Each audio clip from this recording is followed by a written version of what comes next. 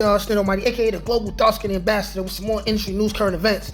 Now look, man, we got Wack 100 seriously obliterating and seriously violating Hassan Campbell for what he feels like is Hassan Campbell perpetrating to be a gangster, but however, letting Bambaataa do that thing, those things to him, those freaky things to him. And Wack 100 and his people in Clubhouse, they gonna go in depth on the situation. He gonna give you his opinion on the situation. Now wait for my thoughts on the other end, because I'm somewhat a fan of both of them, even though I know a lot of people love to hate Wack 100 and especially love to hate Hassan Campbell. But I have my own significant opinion on that. But check out what Wack had to say. Listen, Miss Dozy, but let's let the man who actually got died say it himself out of his own mouth. As a young boy, he died me as a young boy, where he basically rubbing his in between your thighs and not going to the cavity, because he probably realized at me being so young, the damage, I would probably have to go to the hospital. He would probably have to answer. He knew that man was not stupid. So my first experience. The damage. That's a fact. That is exact. Listen. Dude said he was a teenager and all. I ain't going. He talking about all the things he was doing, putting in work. I don't understand that. You doing all this thing, you lying about something. He was getting before Bambaataa. Bambaataa. How you doing all this thing, putting in work? Buddy under 18. Putting in work. That don't know what's going on. But Wack, understand, Miss Dozy, understand this though. He said he was young and he was dumb. Now that you a grown man, you should be peeling his scalp back. You know what I'm saying? Like, bro, okay, that happened. Nah, bro. You know what I'm saying? I'm not going for that, bro. Dude talking about he putting all this work in the projects, 13, 14, all this. I don't get it, bro. He was taking Listen, my daddy told my girlfriend at the time, she came out in the 7-Eleven, she was in my Elko. My daddy told my girlfriend I ought to take that car from me. We was like 15. I was around the corner at the spot. She pulled up. She said, your dad I went over there and found him. Chased him, tried to bust on him. We was living a gangster life. No disrespect was being tolerated by nobody. I don't understand what you be talking about. How you this and you let them do that? You lying about something. Something ain't adding up. That's a fact. That bitch on everything. You so alpha and you a killer like that, you ain't gonna let nobody violate you, period. You're not gonna let nobody. And check this out. Look, wait, after this, let's assume between your thigh and your spine, you nothing on your stomach. But yet you saying you this big old killer from the Bronx projects. All this. No, I'm just being real, man. Like for real, I'm just keeping it 100. Like, bro, I caught my first case at 12. I hit that man 30 sometimes in his face with a CO2 pellet gun.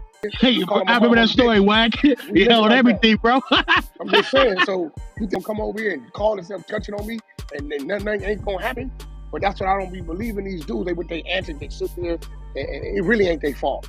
It's his fault. They watch this. He sit there, he do all these body gestures. You heard what I told him in his face. Why you wasn't putting in work when he was playing with you?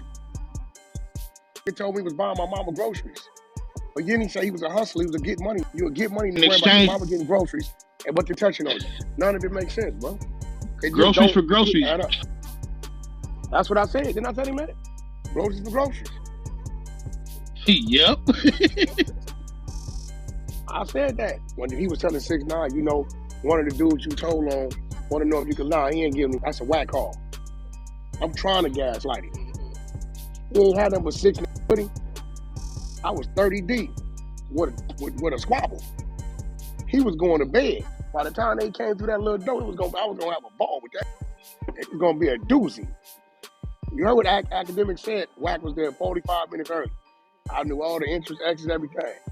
Yeah. Dolo. With a bunch of one-eyed bandits. Explode on contact.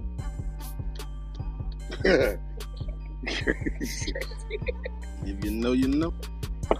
I'm just saying, you can't tell me you was young growing up, you was a stick-up kid, you was putting in all this work, doing all this time, but it laying you on your back, sticking it between your and your thigh, and you letting him do it to buy your mama groceries. It don't add up. That means you're not a hustler, because you could have brought your mama groceries.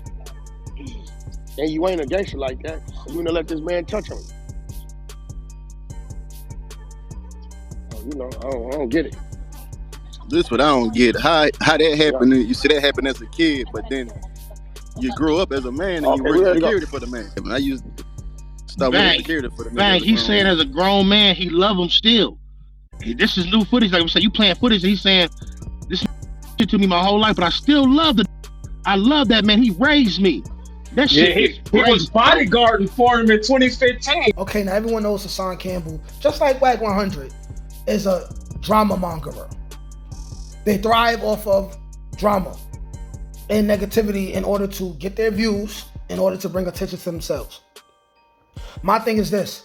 I'm always going to have respect for Hassan Campbell for being brave enough to call out Bambaataa, at the very least, for what he did, and at least get it out there. Even if he didn't push Bambaataa wig back in the day when he was in the streets. And by the way, right, I'm from the Bronx, and I know older cats from Cortland where I grew up at who used to run with Hassan Campbell. Hassan Campbell really was serious with the violence and the gunplay, right?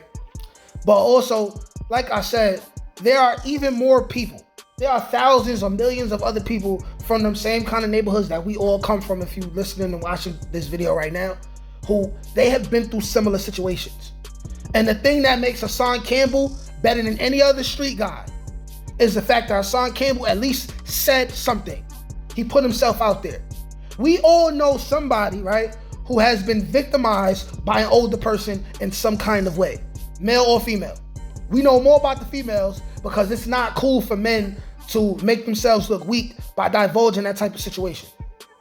I'm letting you know right now, you listening and watching this video right now, one of your friends was probably victimized by either a woman or a man, a close friend of the family as a youth, just like Hassan Campbell was. And that same person, you want to know why he's so violent in the street. You want to know why he hates his own people so much. Every time he does a violent act, he sees the face of that person who victimized him. I'm going to always have respect and salute Hassan Campbell for at least putting himself out there. Hassan Campbell is Hassan Campbell. If I ever met Hassan Campbell and build some kind of rapport and we end up not being cool no more, I would never make fun of his trauma in that way. I personally do not think it is cool. Especially when we all know, when you come from the type of background where we come from, when you come from these type of neighborhoods, these broken homes when the fathers are not around, the mothers may be on drugs, or the mothers are passed away already. She might be in jail herself, and your grandmother is raising you, and she's too old and oblivious to the situation. We all know that these things happen in every hood worldwide. We know that. We know that. So I don't think it's cool to make fun of Hassan Campbell for that fact. If you want to make fun of Hassan Campbell for being drunk and belligerent and embarrassing himself in the street or saying something goofy, that's cool. But I'm never going to hold that against him. But I do agree with the people who are questioning, hey, since you were this big bad person in the street, why didn't you do anything to Africa Bambaataa?